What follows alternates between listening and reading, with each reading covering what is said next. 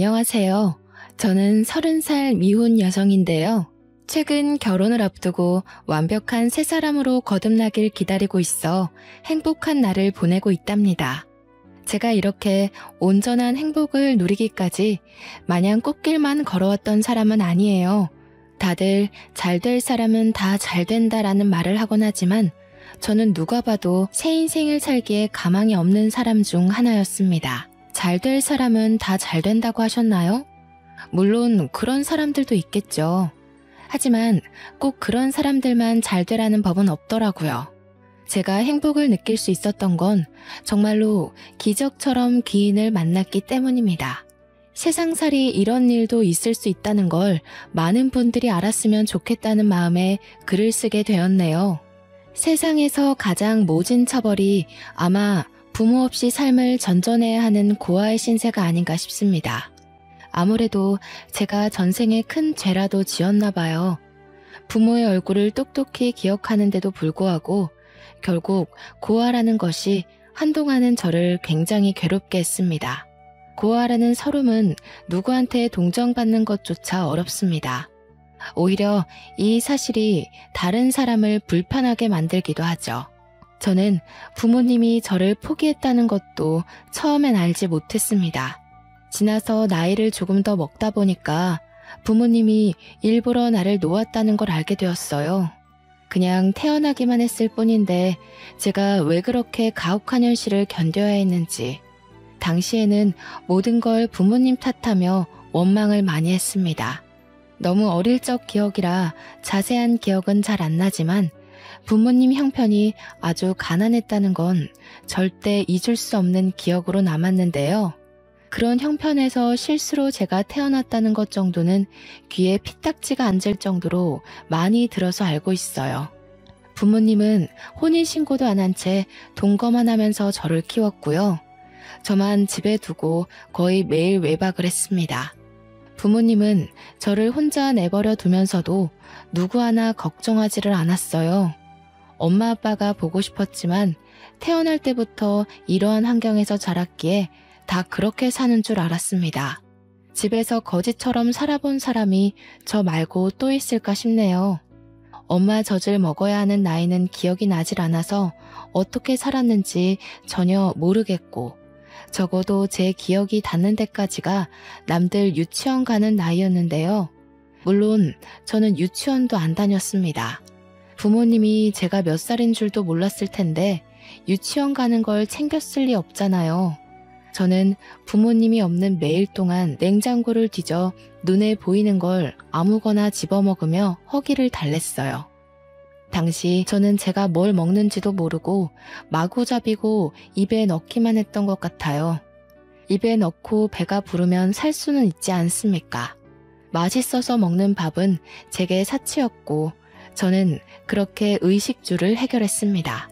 부모님이 일주일에 한두 번만 귀가를 했으니 그동안엔 저 혼자 아무것도 안 하고 먹고 자기만 하면서 집벌레처럼 집을 지켰어요. 특히 부모님이 없을 때마다 한 번씩 모르는 아줌마가 찾아왔는데 어린 나이에는 그게 그렇게 무섭더라고요. 밖에서 나쁜 인사를 하며 문을 세게 두들기는 사람은 다름 아닌 집주인 아줌마였습니다. 어린 마음에 저는 부모님이 집에 없는 것보다 그 아줌마가 더 무서웠던 걸로 압니다.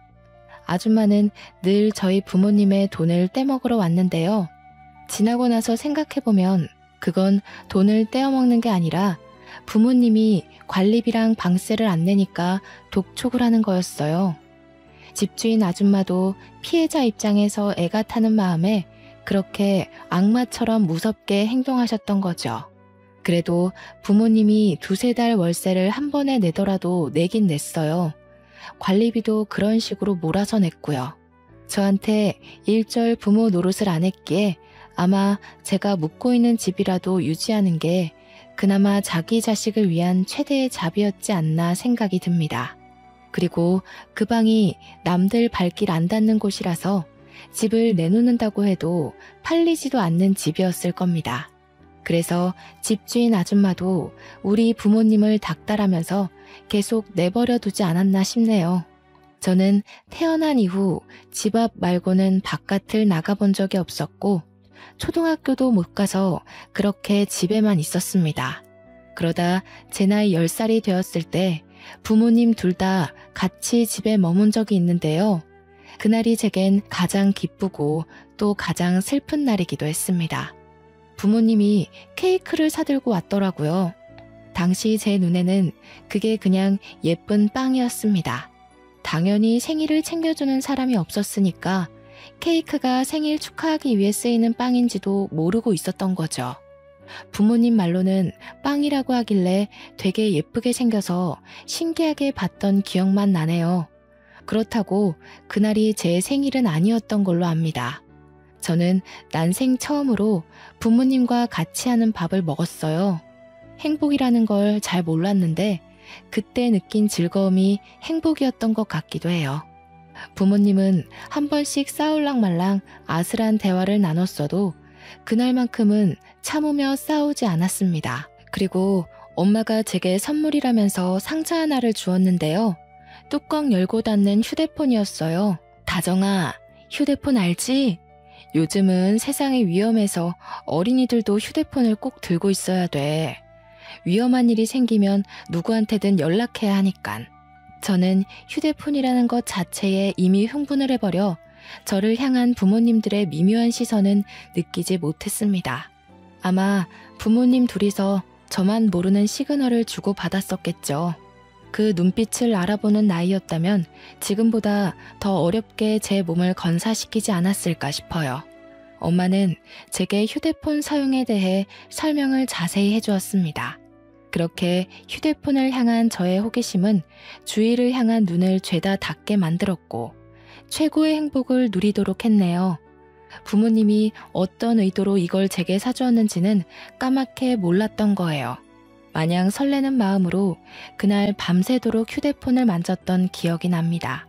반지하인 집에서 한 번씩 집 밖에 나가 근처만 구경을 했던 적이 있었는데 그때 학교 다니는 애들이 휴대폰으로 게임하는 걸 봐서 저도 그걸 무척 해보고 싶었거든요. 게임을 찾는데도 참 오래 걸렸습니다. 저는 공부를 해본 적이 없는 아이기 때문에 글자를 모르잖아요. 대충 그림만 보고 밤새도록 하나를 다운받기 위해 고군분투했었어요. 그러다 언제 잤는지도 기억 안 날 만큼 새벽 늦게 까무룩 잠이 들었고 저는 그대로 고아가 되었습니다. 당시에는 말씀드렸다시피 바로 자각하지 못했어요. 엄마 아빠가 집에 안 들어오는 건 제게 너무 익숙한 사실이었거든요. 이젠 휴대폰이란 친구가 새로 생겼으니 글자랑 숫자와 씨름하며 놀기 바빴습니다. 그러나 부모님이 아무리 집에 안 오더라도 적어도 한 달에 2~3번은 왔는데 어느 순간부터 발길이 더 끊어졌다는 걸 알았죠. 그때만 해도 나중에 오겠지, 내일은 오겠지 하면서 사태의 심각성을 모르고 기다렸습니다. 더 이상 냉장고에서 꺼내 먹을 음식도 없었고 관리비랑 월세는 쌓이기만 할 뿐 해결되지 않았어요. 그렇게 체감상 반개월이 지났을 때쯤 누군가 집 문을 뜯는 소리가 났어요. 집에 혼자 있던 저는 놀라서 방문 뒤로 숨었는데 집주인 아줌마가 열쇠공을 부른 거였더군요. 세상에나, 집꼬라지가 이게 뭐야? 어이 꼬마야, 너희 부모님 어디 있니? 내가 더는 사정 못 봐준다. 그래도 2~3달에 월세 몰아서 내길래 젊은 부부가 어렵게 산다고 생각하고 이해해 주려고 했는데 6개월은 우리도 힘들어. 화가 난 집주인이 무서워서 저는 집주인 아줌마를 피해 그 집을 도망쳐 나왔습니다. 저는 그날로 집까지 잃은 고아가 된 거였죠. 옷도 잠옷밖에 없어서 엄마 가디건 걸친 게 다였어요. 신발도 부모님이 사준 적 없으니까 그나마 발이 작았던 엄마 슬리퍼를 신고 나왔네요. 그렇게 날이 지도록 빈민가를 돌아다녔던 저는 밤냄새 솔솔 나는 생선구이 가게를 발견하고 말았습니다. 아침에 집을 나와 저녁까지 돌아다녔으니 배가 고플 만도 하잖아요. 한참 클 나이니까 소화도 빨랐을 테고. 저는 맛있는 냄새가 나는 그 유혹을 지나치지 못하고 그곳 주위를 서성거렸습니다. 사람들이 들락날락하는 걸 한참 동안 눈치만 보다가 가게 문 닫을 시간에 슬금슬금 들어갔어요. 어이구, 어쩐다니? 지금은 장사 끝났는데. 그런데 아가야, 설마 너 혼자 온 거니? 부모님은 어쩌고 이 추운 날씨에 그러고 왔어? 부모님 어디 있는지 몰라요. 근데 혹시 밥 비싸요? 이거 엄마가 비싼 거라고 했는데 먹을 거랑 바꾸면 안 될까요? 제가 너무 배고파서 그래요. 제가 그때 가게 아줌마한테 보여드린 건 휴대폰이었습니다. 엄마가 비싼 거니까 잃어버리면 안 된다고 했던 말을 기억해서 아줌마한테 돈 대신 주려고 했던 것 같아요. 그게 비싼 걸 쓸 리가 없을 텐데 말이죠. 아줌마는 두 손으로 그걸 내미는 저를 한참이나 바라보셨는데요. 쫓겨날까봐 무서워서 아줌마 시선을 괜스레 피하면서 서 있었죠. 그런데 아줌마는 말없이 가게 문을 닫더니 저를 자리에 앉히곤 주방에 들어가더라고요. 뚝딱뚝딱 금세 무언가 두들기고 지지는 소리가 났습니다. 곧 쟁반에 따뜻한 밥과 함께 돌아오셨어요. 그때 먹은 고등어 구이를 제가 아직도 잊지 못합니다. 여전히 제게 세상에서 제일 맛있는 음식이 고등어이기도 하고요. 고등어 말고도 처음 먹어보는 반찬이 참 많았는데요. 아줌마는 제가 밥을 다 먹을 때까지 하나하나 챙겨주셨습니다. 손수 물도 떠다 주면서 국이랑 같이 먹어야 안 체한다고 계속 신경을 썼죠. 그래서 너는 어디서 온 거니? 얼마나 돌아다닌 거야? 엄마 아빠 어디 갔는지 몰라? 전화기 들고 있으면서 전화라도 해보지 그랬어. 아줌마가 연락해줄까? 엄마 아빠 전화번호 몰라요. 집에서 집주인 아줌마가 돈 내라고 무섭게 하는 바람에 도망쳐 나온 거예요. 나중에 다시 가보려고요. 저는 아줌마가 물어보는 질문에 하나같이 모른다고 대답하면서 제가 겪었던 일들을 말해주었습니다. 그러니 아줌마는 제가 처했던 상황을 단번에 눈치챘나 봐요.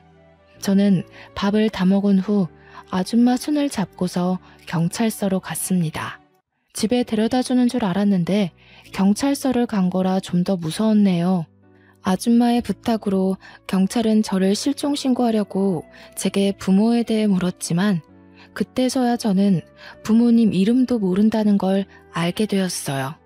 부모님 얼굴만 알지 정작 부모님에 대한 신상 정보를 아무것도 모르고 있었습니다. 나이도 몰랐는데 경찰이 제 출생신고 기록을 보고서 10살이라고 말해주어 그때부터 나이를 세기 시작했어요. 결국 아무런 정보도 알지 못한 채 경찰은 제 이름과 나이 인상착의만 보고 저는 실종 미아 신고 접수를 했을 겁니다. 내내 제 곁을 지켜주고 있던 아줌마는 제가 글자도 모르고 숫자도 모르고 몸만 컸지 배움은 유치원 애들보다 못하다는 걸 알게 되었는데요. 일단 제 부모를 찾겠다는 신고 접수는 들어갔는데 그동안 저를 어디 둬야 하나 그 고민을 다 같이 했었어요. 경찰이 아동보호소를 알아봐 줬는데 그렇게 찾은 곳이 바로 보육원이었습니다.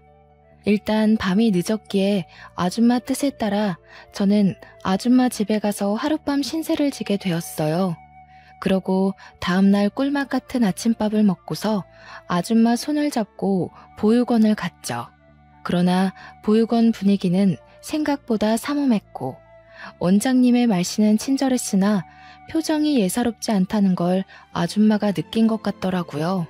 그날 보육원 두세 군데를 더 돌아다녔던 걸로 알아요. 아줌마가 저를 맡겨둘 만큼 멀쩡한 보육원을 발견하지 못했기 때문이라는 걸 나중에 알았습니다.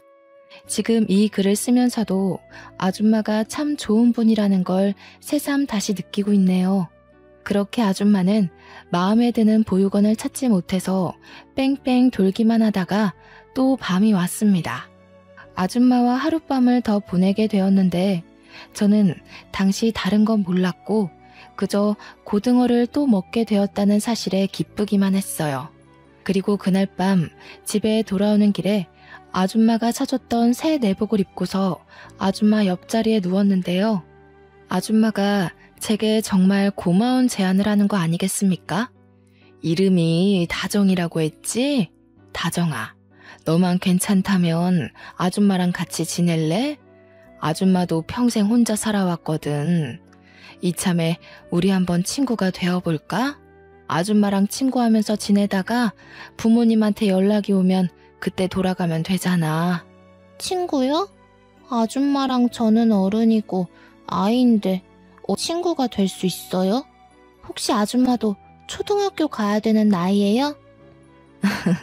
그런 건 아니고 친구라는 건 서로 친구하고 싶은 마음만 있으면 얼마든지 친구할 수 있는 거야.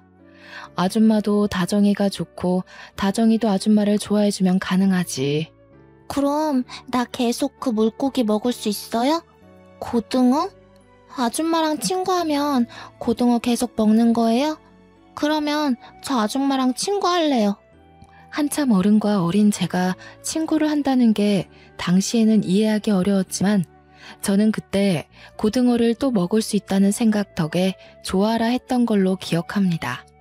그렇게 저는 아줌마 일을 도와가며 고등어도 매일 먹으면서 밥 부족하지 않게 잘 먹고 잘 자랐죠.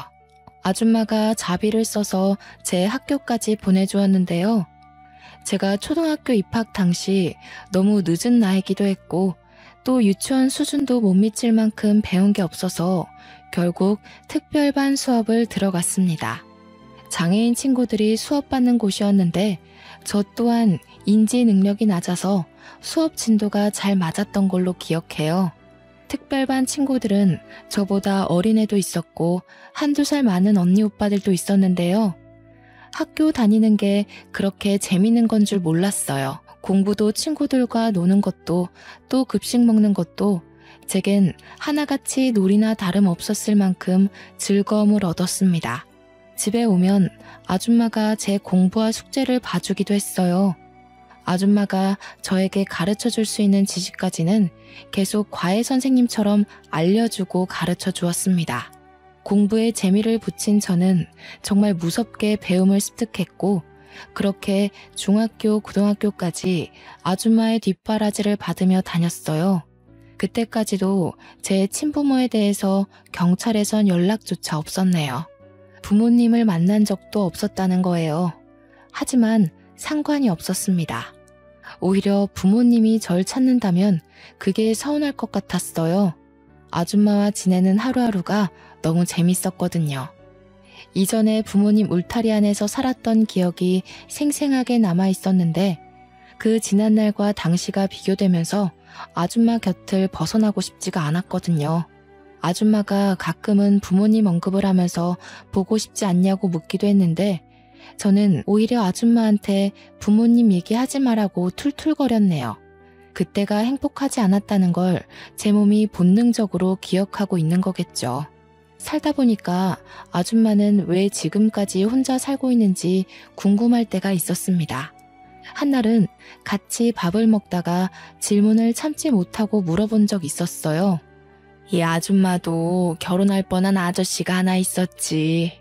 그런데 아저씨 집안이 아줌마를 너무 싫다고 해서 어쩔 수 없이 헤어졌어. 그 아저씨 말고는 마음에 드는 남자가 없었으니까 지금껏 혼자겠지? 아줌마 완전 순정파였네요. 젊을 때 만난 인연이면 되게 오래된 기억인데 그 아저씨 얼굴이 아직도 기억나요? 나는 내 부모 얼굴도 거의 다 까먹어버렸는데. 그럼 기억이 나지. 많이 좋아했었으니까. 이렇게 한 사람 오래 좋아하는 것도 참 할 짓이 못 돼. 차라리 여기저기 아무 남자나 만날 수 있는 그런 사람이라면 좋겠다, 나도. 네, 아줌마는 그런 거 안 어울려요. 그리고 그렇게 예쁜 사람들이 어디 좋은 사람인 줄 알아요? 여기저기 찔러보는 사람 치고 정직하고 올곧은 사람 없다는 것에 제 인생을 걸게요. 아줌마와 저는 아줌마가 처음 제안을 했던 것처럼 정말 친구로서 참 돈독한 사이가 되어갔습니다. 이건 가족을 넘어서 친구라고 정해야 하는 게 아줌마와 제 사이를 더 잘 설명할 길이라 확신합니다. 제가 고등학교까지 전교 7등으로 무사히 졸업을 마쳤는데 아줌마가 제 대학까지 보내주려고 등록금 얘기를 꺼내더라고요. 기다렸다는 듯이 말하면서 자기가 그동안 적금 모아둔 거 있다고 흔쾌히 저한테 주겠다는 거 있죠. 저한테 아낌없이 퍼주는 아줌마에게 너무 감사하면서도 동시에 받기만 하는 것 같아서 미안했습니다. 물론 대학 등록금은 정말 필요가 없었어요.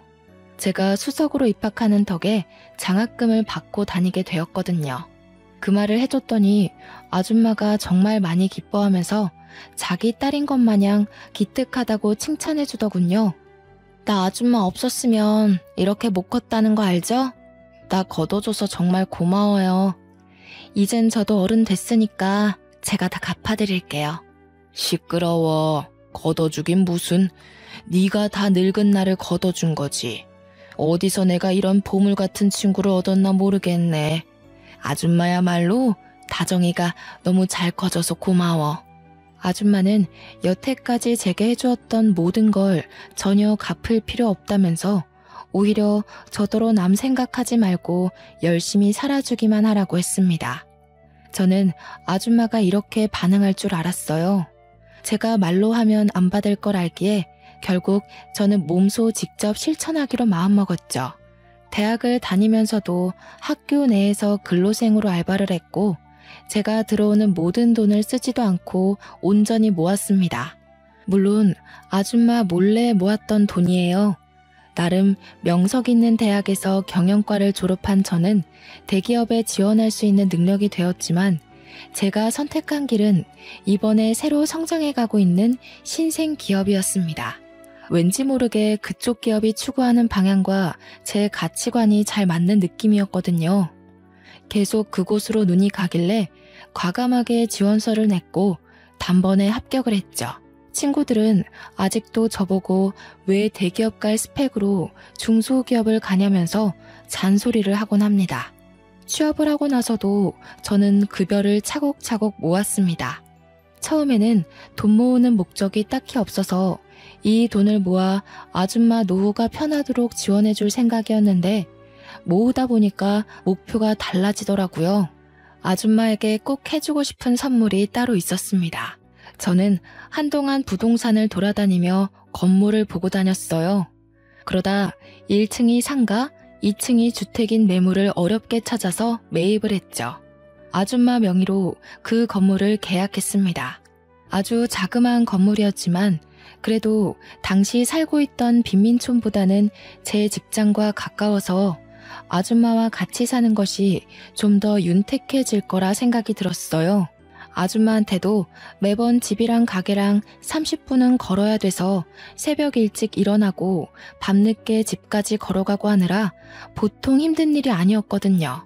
앞으로는 바로 10초 거리의 집이 위층에 있으니까 몸 건강 챙기면서 장사하기에 훨씬 편할 거 아니겠어요?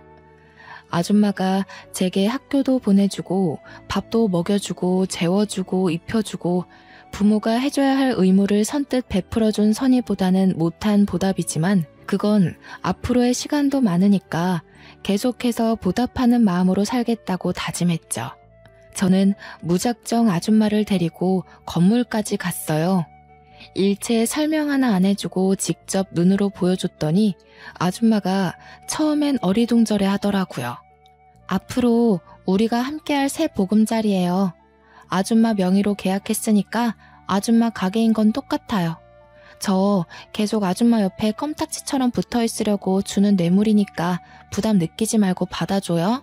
세상에나, 네가 돈이 어디 있다고 이런 걸 샀어. 뭐하러 이렇게까지 해? 어떻게 물을 수 없어? 내가 너한테 이걸 어떻게 받니? 나 아줌마한테 이렇게 해주려고 뼈 빠지게 일해서 모은 거예요. 우리 친구라면서요. 세상에 받기만 하는 친구가 어딨대요? 저도 아줌마한테 친구로서 쏘는 건데요. 아줌마는 제 마음에 감동받아 결국 눈물을 보였고 그날 너무할 정도로 많이 울면서 제게 고마워했습니다. 그렇게 저희는 빈민촌에서 도심으로 이사를 해 새로 장사를 시작하였어요. 아줌마 가게에 단골이 좀 있었던지라 갑작스레 가게 문을 닫게 된 사정과 전화번호를 종이에 써서 남겨놓고 그곳을 떠났네요. 아줌마에게도 저에게도 원래 있던 가게 위치가 참 다양한 추억이 깃든 곳이라서 솔직히 발걸음 떼기가 좀 무거웠습니다.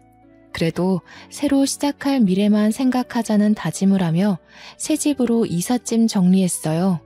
저는 머리가 좀 크고 나서부터 생각했던 건데 아줌마 손맛이 대중적일 거라 예상을 했었습니다. 그래서 위치를 이전하더라도 분명 인기가 장난 아닐 거라고 기대했죠. 역시나 학원가에 위치했던 가게는 금방 입소문을 탔고 특히나 고등어 구이가 가장 인기 많았어요. 저희 가게는 줄 서서 찾는 식당이 되었을 정도로 엄마 손맛이라 소문이 난 식당이 되어버렸는데요. 저도 아줌마 혼자 하고 있는 일을 도와주기 위해서 항상 칼같이 퇴근을 했습니다. 한날은 마감할 때쯤에 아줌마가 주방에서 손 닦으면서 나오더니 제게 웬 명함을 주더라고요. 이거 다정이 네 회사 아니니? 웬 캐스팅 매니저라면서 우리 가게에 투자하고 싶다고 찾아왔었어. 이런 거 뭐 어디 방송 내보내는 거야? 아니면 우리 가게 홍보해준다는 건가? 제가 일하는 곳은 식품계 쪽으로 성장해가고 있는 기업이었는데 아줌마 말하는 걸 들어보니 그곳에서 파견된 컨설턴트가 아줌마한테 프랜차이즈 사업을 제안했나 보더군요. 사업 보고서를 내밀면서 뭐라 설명을 했다는데 아줌마가 일단은 바빠서 생각해본다고 하고 보냈다네요. 아줌마한테 프랜차이즈에 대한 설명을 해주었는데 아줌마는 딱히 원하는 눈치가 아니었어요. 아줌마도 그렇고 저도 그렇고 솔직히 지금 매출로도 충분했거든요. 이미 가게 하나만으로 억대를 찍고 있었단 말이죠. 그래서 이 이상의 욕심은 일절 없었습니다. 고민 끝에 저희는 제의를 거절하기로 결정해버렸죠. 어차피 우리 회사에서 온 제안이니까 제가 말하겠다고 하고 아줌마 대신 그 컨설턴트를 찾아가 확실하게 거절 의사를 밝혔습니다. 그 남자가 저를 몇 번 더 설득하려고 추파를 던졌지만 가게 하나인 게 메리트고 저희는 그게 좋다고 했더니 컨설턴트가 결국 알겠다며 포기하고 말더군요. 그런데 그게 높은 사람한테 보고가 갔나 보더라고요. 며칠 뒤의 일이었습니다. 퇴근한 뒤 차를 타고 집 앞에 도착했는데 아줌마가 어떤 정장 입은 아저씨와 대화 중인 게 보였어요. 정장 입은 사람이 찾아온다는 건 기업이라는 거고 사업화가 목적인 사람이라는 건데 최근 그런 제안을 받은 곳은 우리 회사잖아요. 어쩐지 그 컨설턴트가 쉽게 제 거절을 인정을 한다 싶었어요. 결국 윗사람에게 말했나 보네요. 멀리서 봐도 아줌마가 난처해하는 게 보였어요. 저보다 높은 직급이라 할지라도 이런 식의 무례함은 싫었기에 따끔하고 명확하게 의사 표현을 해줘야겠다고 급하게 들어갔는데요. 세상에나 단순히 높은 직급이 아니더군요. 생각지도 못했던 우리 회사 대표님인 거 아니겠습니까? 어머, 대표님께서 여기까지 어쩐 일로... 안녕하세요. 저는 경영팀 소속 이다정 사원입니다. 혹시 사업 제의 때문에 오신 거라면 죄송하지만 저희 가게는 생각이 없어서요. 이다정? 우리 회사 직원이었군요. 그런 줄 알았더라면 이렇게 빙빙 돌아오진 않았을 텐데. 그럼 다정씨가 우리 정순씨 딸인 겁니까? 듣자 하니 아줌마가 저를 딸로 얘기한 눈치였습니다. 저도 눈치껏 딸이 맞다고 얘기를 해줬죠. 그런데 아까부터 계속 아줌마가 울고 있는 게 신경이 쓰이더라고요. 무슨 대화를 나눴길래 웬만한 일 아니고선 눈물을 잘 보이지 않는 아줌마가 울게 된 건지 걱정되었습니다. 설마 대표님이 프랜차이즈로 협박이라도 한 건가 싶어 나름대로 빨리 상황 파악하려고 했거든요. 그런데 마음을 추스른 아줌마가 하는 말에 저는 감히 제가 나설 수 없는 상황이라는 걸 알아버렸지 뭡니까. 그만 돌아가요, 구용씨. 나는 이제 우리 다정이랑 단란하게 사는 것만으로도 좋게요. 결혼 욕심은 진작에 다 털어버렸어요. 내 옆에는 우리 다정이만 있어주면 돼요. 알고 보니 프랜차이즈 문제가 아니었더군요. 우리 회사 대표님이 아줌마와 결혼할 뻔했다가 파토난 그 아저씨라는 거 아니겠어요? 그 사실을 눈치채고 나서부턴 무슨 반응을 보여야 할지 몰라서 벙어리처럼 서 있기만 했습니다. 가만히 듣고 있으니까 어느 정도 당시의 분위기가 파악되더라고요.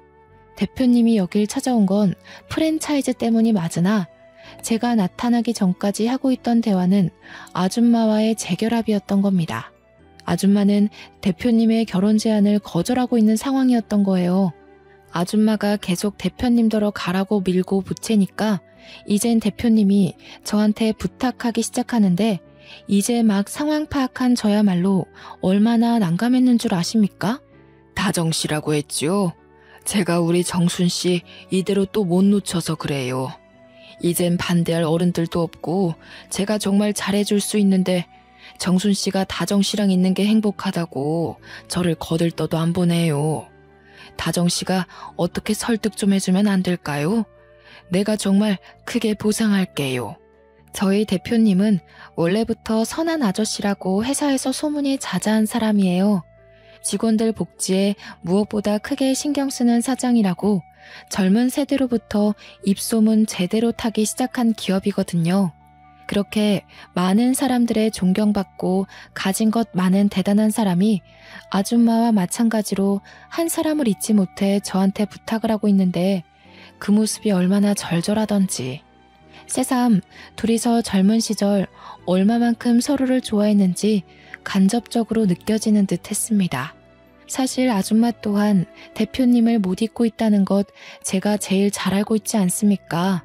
핑계로 대표님과의 인연을 끊어내려고 하는 듯한데 저는 그게 아줌마의 진심이 아니라는 걸 진작 눈치챘어요. 그냥 다가갈 용기가 없어서 매번 물러나기만 했던 마음이라서 저렇게 도망만 치려고 한다는 걸 충분히 알 수 있었다는 거죠. 그래서 제가 어찌했겠습니까? 일단 대표님을 먼저 설득해서 집으로 보낸 뒤에 며칠간 아줌마를 나무라며 강하게 설득을 했습니다. 됐다니깐 그러네. 다 늙은 마당에 무슨 부귀영화를 누리겠다고 결혼을 해. 나는 말했다시피 지금 너랑 둘이 이렇게 지내는 게 훨씬 좋아. 남자고 뭐고 다 필요 없어. 아줌마가 뭘 모르네. 서로 좋아해서 결혼까지 가는 거 생각보다 힘든 일이야. 결혼이 그렇게 쓸모없는 거면 나도 결혼하지 마? 나도 아줌마랑 둘이 사는 게 좋은데 우리 둘 다 결혼하지 말고 평생 친구만 할까? 너는 나랑 다르지. 너는 한참 젊잖아. 젊을 땐 일부러 나쁜 사랑도 해보고 하는 거야. 나는 이미 끝났어. 얼마 남지 않은 세월 그냥 조용히 있다가 가는 게 소원이야. 나는 아줌마가 대표님이랑 결혼하면 행복할 거라는 걸 알아. 아줌마가 대표님 얘기할 때마다 소녀처럼 웃는 걸 봤는데 누구 눈을 속이려고 그래? 나한테 솔직한 사람이 되라면서 왜 아줌마는 자꾸 자기 마음을 모른 척한대? 결혼이 뭐 대단한 거야? 살아보고 아니면 끝내더라도 기회가 왔을 때 좋아하는 사람이랑 같은 길은 걸어봐야지. 매일 밤 아줌마를 설득하느라 온갖 좋은 말을 꺼낸다고 에너지 소비를 좀 많이 했네요. 그래도 제 노력이 단단하게 닫혀있던 아줌마의 마음의 문을 여는데 용기를 심어줬나 봅니다.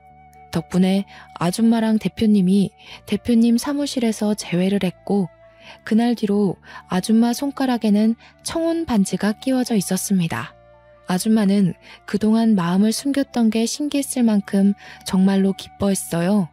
결혼 날짜를 잡고 결혼 준비를 하는데 제게 마냥 엄마 같기만 하던 아줌마가 그렇게 여자처럼 사랑스러워 보일 수 있다는 걸 처음 알았습니다. 아줌마와 긴 시간을 함께 했다고 생각했는데 대표님이 나타나고부턴 제가 몰랐던 부분이 많다는 걸 느꼈어요. 행복해하는 아줌마를 보면서 저 또한 기쁘다가도 문득 오묘한 감정이 들더라고요.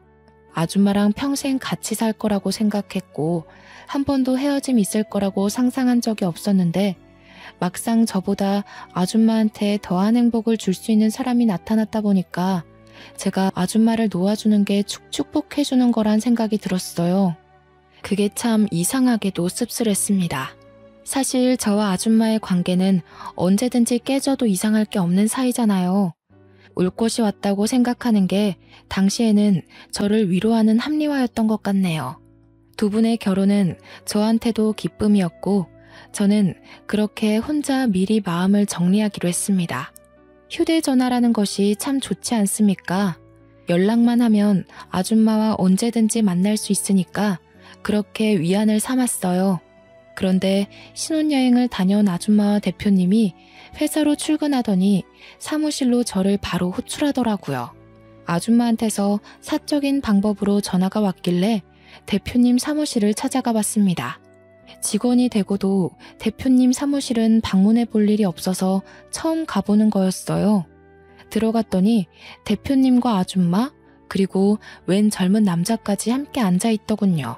그 남자의 얼굴이 좀 낯익었는데 알고 보니 아줌마한테 프랜차이즈 사업을 제안하러 찾아왔었던 그때 그 컨설턴트인 거 아니겠습니까? 오, 다정씨, 이리 와서 앉아요. 우리 아들인데 둘이 이미 안면이 있을 거예요. 지난번 우리 아들이 제안했던 사업 보고서를 대차게 거절했다고 들었어요. 저는 대표님이 소개하는 그 남자가 아들이라는 소리에 상황 파악하느라 바로 대답을 못했습니다. 게다가 뜬금없이 자신의 아들을 소개해주는 대표님의 의도가 잘 이해되지 않았어요. 그러나 설명을 듣다 보니 대표님한테 이런저런 사연을 듣게 된 그 남자가 저를 알아보고 싶다고 했다는 거 아니겠습니까? 이렇게 인사드려서 죄송하네요. 사실 다정씨가 지난번 사업 계획 거절하러 찾아왔을 때 사실 연락처를 물어보고 싶었거든요. 그런데 다정씨가 당시 제 말을 안 들어줄 것 같더라고요. 아마 첫 단추가 잘못 끼워졌던 탓이겠죠? 저는 그때 남자가 마냥 저를 설득하려고 자꾸 접근한다고 생각했었는데 그게 아니었나 봅니다. 남자의 얘기를 들어볼 생각도 안 하고 내내 지나가다 마주치면 피하기만 했거든요. 이 갑작스러운 전개에 당황스러워서 아무 말도 못하고 있는데 세 분이서 계속 제 대답을 기다리고 있는 눈치였습니다. 문득 이분들은 제 고아 신세를 모르고 있어서 이런 귀한 자리를 마련한 거겠지라는 생각이 들더라고요. 좋게 봐주신 마음은 너무 감사한데 제가 아무것도 가진 게 없는 사람이에요. 앞으로 회사가 더 커지면 간부들 이미지가 중요하잖아요. 제가 괜히 발목 잡은 꼴 만들고 싶진 않아요. 하지만 역시나 대표님은 소문대로 인품이 우수한 분이셨고 이미 아줌마에게 저와 같이 살게 된 스토리를 나누면서 자연스레 제가 어떤 사정이었는지 알고 계셨나 보더라고요. 내가 제일 싫어하는 부류가 어떤 사람인 줄 아십니까? 겉모습만 보고 그 사람의 모든 걸 매도하는 사람들이에요. 인사팀에다 신입 뽑을 때 최대한 유념해달라고 매년 부탁하고 있기도 하고요. 다정씨 같은 인재를 출신만으로 놓친다면 그건 아마 그런 사람들이 실수를 하고 있는 게 아닌가 싶은데 대표님이 해주는 좋은 말씀에 저는 위로를 넘어서 스스로에 대한 자부심까지 생겼습니다. 항상 당당하게 살면서도 고아라는 처지 때문에 작아질 때가 어쩔 수 없이 있었거든요. 그런데 결국 그건 내 잘못이 아니고 나를 바라보는 타인의 시선이 잘못된 것이란 걸 대표님을 통해서 확실히 인지하게 되었죠. 그렇게 저는 용기를 얻고 대표님 아들과 정식으로 연락처를 교환했습니다. 그 남자와 개인적으로 만나면서 마음을 키워가는데 대표님을 닮았는지 아들 되는 사람도 무척 너그럽더라고요. 생각하는 폭과 아량도 넓었습니다. 그렇게 이어져 온 인연이 얼떨결에 결혼까지 가게 된 겁니다. 그럼 관계가 어떻게 되겠습니까? 아줌마와 대표님이 결혼했으니 그 밑에 아들인 제 남편은 새엄마가 바로 우리 아줌마가 되는 거 아니겠어요? 그렇다면 저한테는 시모인 거잖아요. 무슨 이런 운명의 장난이 다 있단 말입니까? 사연 쓰느라 다시 과거를 정리하고 있는 이 시점에도 웃음이 막 나오네요. 저와 남편은 시댁으로 들어가 살게 되었는데 덕분에 아줌마와 한 지붕 아래 가족이 되었지 뭐예요? 제게 친구였던 아줌마를 어머님이라고 부르며 평생 한 식구가 된 거예요. 말로만 식구라고 노래 부르는 것 말고 서류상으로 정말 가족이 되니까 이게 또 기분이 남다르더라고요. 아마 저와 아줌마가 세상에서 가장 친한 시모와 며느리 사이가 아닌가 싶습니다. 솔직히 단연 1등이라고 자부할 수 있어요. 그리고 저와 시모가 원래 살던 곳은 시모가 장사일을 계속 하고 싶다고 해서 2층 주택까지 식당으로 싹 다 리모델링하여 1층, 2층 넓게 장사 중입니다. 저와 남편은 퇴근하고 와서 나란히 시모의 일을 도와요. 이렇게 시댁을 만나기까지 가족이란 정이 이 정도로 든든한 건지 몰랐습니다. 가족이 있다는 것만으로도 세상의 무게가 조금은 가볍게 느껴지더라고요. 유년 시절을 어렵게 보낸 제가 감히 이런 귀한 가족을 다시 얻게 되리라 기대조차 하지 못했거든요. 고아라는 운명을 받았으니 제게 주어지는 많은 차별과 시선은 어쩔 수 없는 숙명이라고 여기며 살려고 했는데 참 인생살이 신기하지 않습니까? 행복이라는 건 노력으로도 가능하고 기적처럼 찾아올 수도 있는 거고 공짜로 던져질 수도 있는 것이란 걸 깨달았어요. 또 누구한테나 조건 없이 들이닥칠 수 있다는 것도 알게 되었고요. 참, 이건 나중에 들어서 알게 된 사실인데 저의 친부모가 여태 연락이 없었던 이유를 최근에 전화온 경찰한테 들었어요. 사실 친부모는 도박에 중독이 된 사람들이더라고요. 돈이 없으니 여기저기 꿔간 돈을 갚지도 않고 도박에 탕진하고 피해자들한테 신고를 왕창 받는 바람에 징역살이 중이라는 겁니다. 그동안 수십 번 신분 세탁을 하면서 여러 사람에게 사기치고 다녔대요. 법적으로 빠져나갈 구멍이 없어서 한 5년 동안은 징역살이 확정이라고 하네요. 생각지도 못한 친부모의 존재를 얼떨결에 듣게 되었지만 제 마음이 이미 친부모한테서 떠나버린 탓에 그리 큰 타격은 아니었습니다. 다만 혹시라도 친부모 꼬리표를 떼지 못한 그들이 제 앞길에 나타나는 일이 생길까봐 그건 좀 두렵네요. 만약 나중에 제가 더 성공하고 나서 핏줄 연연하며 키워준 값 내놓으라고 찾아온다면 그 때문에 우리 가족한테 피해가 간다면 죽을 때까지 용서 안 하고 복수를 해줄 겁니다. 제 인생 여기까지 오는데 너무 아슬아슬하고 기구했는데요. 사람은 조건 없이 누구나 행복할 기회가 있다는 걸 알게 해준 시댁이 정말 감사할 따름입니다. 누가 뭐래도 제 인생의 가장 큰 은인이고 잊지 못할 사람은 당연히 시모이지 않습니까? 저는 아직도 시모에게 못다 갚은 은혜를 보답하는 중이고 여전히 예전처럼 엄마 딸로 지내고 있답니다. 그리고 다음 달이면 저와 남편이 정식으로 부부가 되는 날이에요. 시부가 정말 예쁜 식장을 큰돈 들여서 대여해 주셨습니다. 야외는 아닌데 야외처럼 하늘이 활짝 보이는 식장이었어요.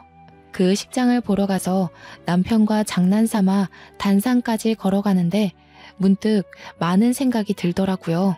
정말 많이 외로웠고 아팠을 어린 시절 저에게 고생했다고 버텨줘서 고맙다고 수없이 말을 했습니다. 다음 달에 올 결혼식은 저에게 큰 기억으로 남을 것 같아요. 생일도 한번 챙겨본 적 없던 제가 태어나서 처음으로 사람들에게 가장 큰 축복을 받는 날일 거잖아요. 상상만 해도 심장이 두근거리고 긴장이 되는 거 있죠? 단언컨대 그날 화장 지워지도록 눈물을 흘리지 않을까 싶습니다. 저더러 태어나줘서 고맙다고 얘기하는 남편이랑 시댁 식구와 이대로 영원히 행복했으면 좋겠어요. 저는 인생의 비탈길을 좀 빨리 걸었다고 생각하렵니다. 앞으론 평평한 아스팔트 길을 부드럽게 달릴 기대만 하면서 이 글을 마무리하겠습니다. 긴 글 감상해 주셔서 너무 감사드리고 늘 행복하시길 바래요.